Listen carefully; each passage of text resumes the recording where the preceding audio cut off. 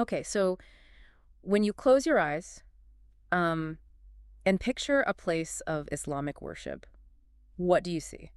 Well, for most people, I think it's those really tall, thin minarets, maybe huge courtyards. Right, like the Blue Mosque, maybe, or Mhm. something in North Africa with all that tile work. Istanbul, Cairo. Exactly. It's often a very Mediterranean or Middle Eastern picture we have in our heads. Mm. It's sort of the default blueprint. So imagine the surprise then, realizing that one of the world's oldest and, I mean, really beautiful, continuously used mosques is actually tucked away deep inside China. Right, in Xi'an, ancient Xi'an. And here's the kicker. Yeah, It looks, for all the world, like a traditional Chinese temple. it really does. And that's the ultimate counter-narrative, isn't it?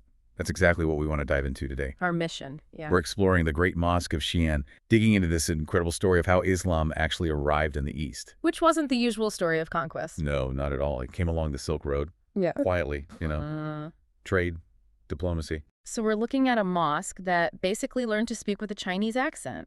That's a great way to put it. A mosque that spoke with a Chinese accent. And the time frame here is crucial. We're talking 742 CE. This is peak Tang Dynasty. Mm-hmm. Golden Age. Xi'an today was the biggest city on Earth. Just this incredibly cosmopolitan place. Absolutely buzzing. And the Tang court at this time was remarkably open-minded, culturally curious. They believed, sort of, that ideas from everywhere could enrich China. Which sets the stage perfectly for how Islam arrived. It really does. That openness is fundamental. Yeah. Which brings us to our first section, this very organic, very gradual arrival of Islam in Tang China. Yeah, because it wasn't like a switch was flipped. Not at all. It was slow. Merchants, scholars, envoys, Yeah. trickling in over generations, really. And the timeline the sources suggest is, well, it's kind of shocking how early it might have started. Potentially mid-7th century. That's what some accounts suggest. Now, some of those very earliest stories, they do blend a bit with legend. Like the mentions of the Sahaba, the Prophet Muhammad's companions, Sa'd ibn Abi Waqqas, for instance. Exactly. Those are harder to pin down historically.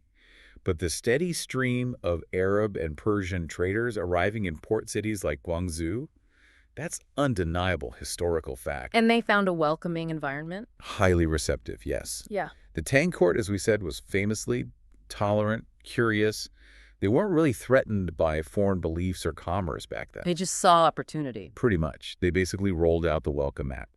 So these early Muslim communities, they settled on the coast, but also followed the trade routes inland to places like Chang'an. And they weren't immediately labeled Muslims by the Chinese, were they? There was this other identity emerging, the Hui. Ah, yes, the Hui. Oh. That's a really crucial point. That identity developed precisely because these communities managed this balancing act. How so? Well, they kept their faith, their prayers, dietary laws, the core tenets, but they also integrated remarkably smoothly into Chinese society. So they weren't like isolated ghettos or anything. Not at all. They were active, respected participants. And how did that integration work? Was it just about trade, being good merchants? Trade was huge, definitely. Yeah. They gained a reputation for honesty, which was valued, but it went beyond that. This is where it gets really interesting. Okay. They made intellectual contributions, things the Tang court genuinely needed, medicine, for example, but especially astronomy. Astronomy. Really? Yes, Islamic calendrical science and astronomical calculations were, in some cases, more advanced than what the Chinese had at the time. The court actually integrated some of their methods. Wow. So they weren't just tolerated, they were seen as assets. Exactly. Cultural assets. Yeah. Not just foreigners passing through. They were proving their value. Which I suppose allowed them to be respected without being too conspicuous. Precisely. And that careful balance created this central architectural problem we're looking at. Right. How do you build your sacred space, a mosque, which has universal, non-negotiable requirements? Like praying towards Mecca. Exactly. How do you build that while also respecting, even harmonizing with, the dominant Chinese culture all around you? In the imperial capital, no less. And the way they solve that, Yeah. well, it's a masterpiece of adaptation. Which brings us neatly to section 2. This idea of architectural camouflage. Because honestly, if you walk up to the Great Mosque of Xi'an today, your first thought is not mosque. Not a chance. You'd think it was maybe a large Confucian temple or an imperial garden complex, perhaps. You're looking for the dome, the tall minaret. And they're just not there. What you see instead is this long sequence of traditional Chinese pavilions. With those classic upturned eaves, the heavy tiled roofs. Intricate wood carvings, yeah. It's a brilliant exercise in just blending in visually. That term, architectural camouflage, feels so right. It's like the building's function is hidden in plain sight. It does feel strategically smart, doesn't it? Yeah. You have to remember the context, 8th century China. For a minority faith to suddenly erect some towering structure that shouts, "Foreign!" right in the capital, that could have been politically disastrous. Asking for trouble, maybe. Possibly. So this horizontal layout, using the Chinese courtyard style like a nobleman's house or a temple, it offers a kind of protection through familiarity. So the layout itself is the first layer of this camouflage. It's not one big prayer hall, but a series of courtyards. Exactly. It's designed as a journey, a progression. The first courtyard acts as a buffer zone, almost. Separating the noisy street from the sacred space within. Precisely. A psychological transition. Then you move into the second courtyard and the conversation starts to happen visually. How so? You find this huge stone archway, and it's inscribed with classical Chinese characters. Beautifully done. But right alongside them, equally prominent, is intricate Arabic calligraphy. Ah, okay. So the two cultures are literally meeting right there in the stone. It's a dialogue etched in stone, exactly. And then the minaret solution. I found this fascinating. In the third courtyard, where you'd expect that tall tower for the call to prayer. Right, the typical minaret. Instead, they have the Shengxin. The Shengxin Lu, or the Tower for Introspection, sometimes translated as Tower of Watching the Heart. And it's not a tower in the way we think of it. No, it's a beautiful two-tiered Chinese-style pavilion. Octagonal base, elegant roof. It looks completely at home in that context. This is maybe the ultimate symbol of the fusion we're talking about. But wouldn't making the call to prayer, the adhan, from a lower, more grounded pavilion, wouldn't that diminish its power, its reach? That's a really important question. And yeah, it probably was a trade-off. They clearly prioritized cultural harmony over, let's say, vertical dominance. Okay. The adhan was definitely called from the upper level. It projected out.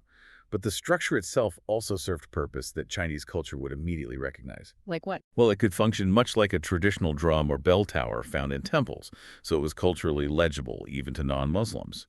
It made sense within their architectural language. And the architects themselves, likely Hui masters, right? Using Right. local techniques. Absolutely. And Chinese building methods through and through, wood, tile, stone, local materials, local craftsmanship, they solve the functional need of the call to prayer while maintaining deep local respect. Okay, so the whole exterior is about blending, harmonization, respect.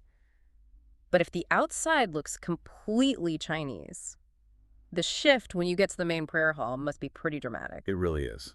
That brings us to section 3, the sacred space inside, where Islamic function meets this incredible Chinese artistry head-on. The contrast is stark. It's absolutely striking. You've moved through these very Chinese courtyards, pavilion after pavilion, and then you enter the main prayer hall, and suddenly the whole internal logic shifts. Oh. While the exterior respects the Chinese context, the core function respects the non-negotiable needs of the faith. And that starts the direction it faces, I assume. Immediately obvious. The hall is long rectangular, and it's oriented deliberately, defiantly due west, towards Mecca. Which totally ignores traditional Chinese architectural principles. Completely. It ignores the standard north-south axis that would dictate the layout of a palace or a temple. That single decision makes this space unmistakably Islamic, despite its outer shell. Okay, so you're inside. You know you're in an Islamic space because of the orientation. How is it decorated, given the restrictions on figurative imagery in Islam? Right, no pictures of people or animals, so what do? Yeah. You use artistry that fuses both traditions but stays within the Islamic rules. The walls, the ceiling beams, they're covered in the most intricate wooden carvings. Like motifs. Yes, traditional Chinese motifs, clouds, flowers, geometric patterns, often painted in bright lacquer colors, but absolutely no figures. It must be quite something visually. It is, and the key decorative element is just stunning Arabic calligraphy. Oh, okay. Verses from the Quran. Exactly. Carved directly into the dark wood, often framed by those Chinese floral or cloud patterns. So you're seeing, say, the Fatiha rendered in beautiful, flowing Arabic script. But executed by Chinese master carvers. Precisely. Using techniques honed over centuries in China. The spiritual language is Arabic, but the material technique, the execution, is purely Chinese. And the mihrab, the prayer niche indicating Mecca. Hmm. In famous mosques like Cordoba or Damascus, those are huge, vaulted alcoves, usually stone or But marble. grand architectural statements. What's it like in Xi'an? The Xi'an mihrab is, well, it's like a perfect miniature version of the whole mosque's philosophy. How so? Instead of a big stone recess, it's this incredibly detailed, beautifully crafted wooden structure, intricate carvings, maybe some inlaid work. So it serves the essential Islamic function marking the Qibla, the direction of prayer, but its form is pure Chinese woodworking artistry. Exactly. They didn't need to import foreign marble or stonemasons. They used local wood, local skills to achieve the spiritual purpose. It's the genius of the place encapsulated right there. It's an amazing story of adaptation. And the fact that it's not just a relic, that it's lasted. That brings us to the final point, doesn't it? Section 4, this living, resilient legacy. Absolutely crucial. This isn't just an archaeological site you visit with a guidebook. It's a living, breathing heart of the Hui community in Xi'an. And it's been operating for, what, over 1,200 years? Over 1,200 years, it has survived dynasty changes, massive upheavals like the Aleutian Rebellion, which shook the Tang Dynasty to its core, cultural revolutions in the 20th century. It's still standing. The original prayer hall is largely intact. Why do you think it endured when maybe other, more obviously foreign buildings might have been torn down during periods of, say, nationalism or xenophobia? I think that architectural camouflage we talked about became its shield in many ways. It just blended in. It blended in. Because it looked like a familiar Chinese temple or complex, it often escaped the kind of attention or destructive anger that might have targeted something clearly alien.